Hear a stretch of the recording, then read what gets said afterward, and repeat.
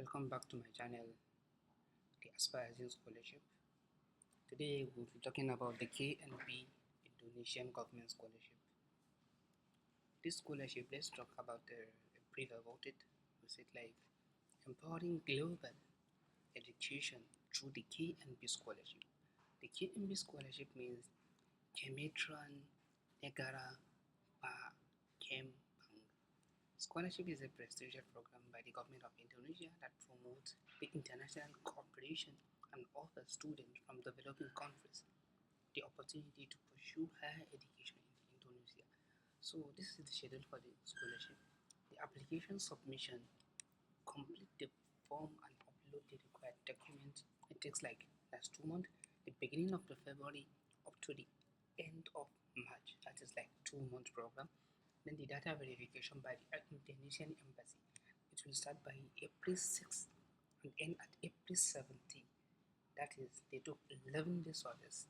Then we should move to the data verification by the Doctorate of the Institutional Affairs, which happens between January by April 20 to 30th of April. It takes like 10 days. This takes 11 days, this takes 10 days. So we should move to academic selection. The academic selection, assessment of academic qualification and eligibility. It starts by May and end at June. It took like almost 1 month also. So then we move to the announcement of the scholarship. The announcement of the scholarship happens in the 19th of June.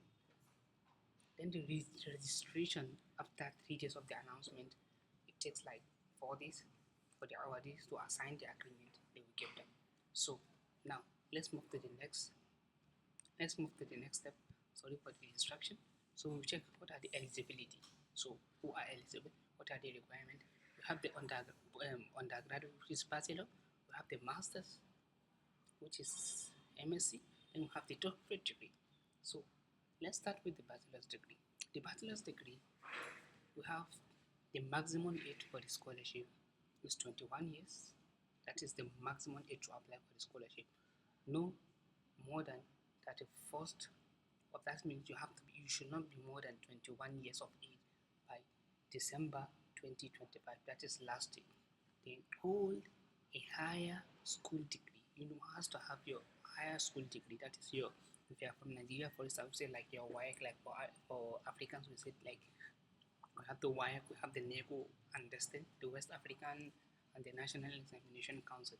So please advise that bachelor's holders is not eligible to apply for this. That means if you have a bachelor's degree, you are not qualified for this scholarship. So have the English proficiency test score minimum of TOEFL ITP of 477. The TOEFL IBT should be 53. The IELTS should be 5.5. Then we have the TOEFL. These are all English proficiency certificate. The certificate must be obtained within the last 2 years. That means it should not be more than 2 years. The participants of the foreign nations who come from an English-speaking country like Africans, like Nigeria, Ghana. So participants from university who are enrolled in English program. That means if in your university you have been taught in English, you just need what we call MOI, which is medium of instruction. So you need to state it in participant diploma or transcript. Do not require to submit the English proficiency document. That means you don't need to submit all this TOEFL, IELTS. No, by attaching the official proof from their home country, like from their home university, from where you are studying. Provide the recommendation letter to apply for this KNB scholarship. Before you can submit this scholarship, you need to have a recommendation letter from the Indonesian embassy or Indonesian consulate general. That means from the embassy you need to get a recommendation letter. You need to send them a mail, or you should go and meet them, submit all the required documents they need. Please note that the KNB scholarship management only accept recommendation letter from the Indonesian representative in your origin country, from the Embassy of Republic of Indonesia or Consulate General. That means you cannot apply for the scholarship without getting a recommendation letter from the Indonesian Embassy. Provide recommendation letter to apply for KNB scholarship from employee or immediate supervisor in English or in Bahasa if working. Like This recommendation letter, after getting a recommendation letter from the embassy, you need to get a recommendation letter from a supervisor or an employee. So, or an employer, sorry. So, provide academic recommendation from the previous school. That means like from your high school, you need to provide a recommendation letter from your high school, like from your headmaster, from your classroom teacher, any of your teachers. That means now you need almost about 3 recommendation letter. This, if you are working, you need to provide employee recommendation letter. Then you need to get a recommendation letter from the employee. You need to get a recommendation letter from your high school teacher or Ministry of Higher Affairs. So, proof of citizenship by submit official passport. You need to prove your citizenship. Like you need to have your passport. When you have your passport, you need to show from where you have been. If you have two citizenship, you need to provide that, which is still valid up to last December of 20. That means from now to the, it has to have like at least 11 to 12 month validity. No, sorry, 11-month validity.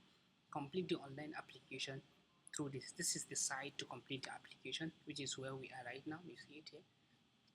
So he said all required documents must be scanned into electronic document. That means all your document has to be submitted in what JEP, that is like picture, in form of a picture, JPG, a picture format, and the size should not exceed 300 kilobytes to avoid technical problem when uploading the files. So, or to poor connections or poor internet connections interfere along with the server. Please note that only applicant have one account to register. You need to have only one account. You should not submit multiple applications using two sites, two accounts. So make sure all your document requirements are complete and correct before you finish the registration. You need to have all your required documents before you submit. They said 5 and 6. Be pleased me at 5. Like document 5, 6, and 7 must be in English. Document 5 is your recommendation letter from your employee. Document number 6, recommendation letter from your high school teacher. Then 7 is provide scanned academic transcript. All your transcript should be in English or in Bahasa. So now this is for the undergraduate. So let's move to the next one, which is for masters. For master student, sorry. Okay. And if you need more explanation about this, so you can come over here, download the document. This is the document. Download the KNB guideline book, then the scholarship offer letter, how it looks like. You will be getting it from there.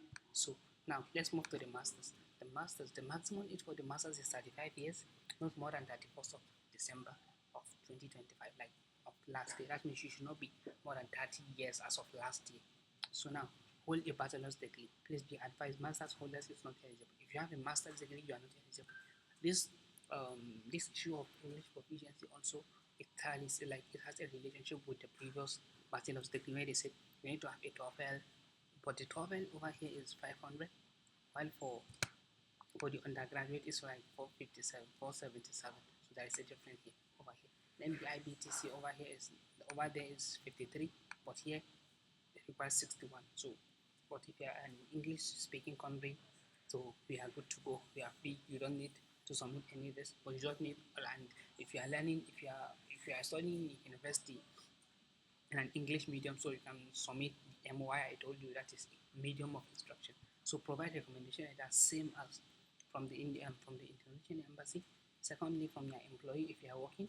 Then a recommendation letter from your previous school, like the like university professor, like a professor or a PhD holder or a master's holder who is your teacher has to recommend you. So now you need to scan all your transcript and it has to be in English or in Bahasa. Proof of citizenship. All the same requirements are almost the same together with the bachelors. So there is nothing different over here. The only thing that difference between the, the BSc and the MSc is like you need to provide like this. If you are not English speaking country, you have a TOEFL, so you need to, the points are different, almost 30 something different. So now let's go to the PhD, which is degree. So you should not be more than 40 years as of last day. So hold a master's, have to have your master's. Please advise doctorate holder. If you have your PhD, you are not qualified for this scholarship. Obtain a recommendation letter from potential research supervisor in one of the universities providing partnership. That means you need to the university you'll be applying during the scholarship, you need to get a recommendation letter from one of the professors over there. Provide a statement of purpose. You need to write your statement of purpose, at least the statement of list, at least state the purpose of your study. You need to at least explain the purpose why you want to do your PhD, the origin of interest in studying in Indonesia. You need to say the reason why you want to study in India, pursuing their choice, research topic, and their plans for. So you need to write your future plan for your studies. So you need to have a TOEFL over here also. But the difference between this one and bachelor's is 530. This one is 71. So that one is 60. So you need to be very careful. You need to have this. But if you are English speaking country, you need to send your MOE. But apart from there, the remaining information are all using. But for PhD, you need to have your master's copy certificate. You need to attach it, and it has to be legalized by the Ministry of Foreign Affairs of your country. So you need to send your citizenship passport, complete your online application by using this link. All the required documents should be maximum 300, and it is to be JPD. Remember, not PDF, not PDF. So now please note that it is advised to submit third, that is statement of purpose. This one, recommendation letter from a supervisor from a university. Then 4 is what? The statement of purpose. Then 5, then number 7, recommendation letter from your employee where you are working. Then 8, recommendation letter from the university where you have studied. Then 9, all your academic documents should be in English or in Bahasa. So this is for the whole process. So now, how do we apply for the scholarship? First, you need to sign in. After signing in, you need to put your email. If you have an account already here, so you don't need to provide any email. But if you don't have an account, so you need to upload it. So let's give it a try. Now, first, for you to sign up, you need to put your email address. What is your email address? You need to have a special email address. After putting the email address, then you can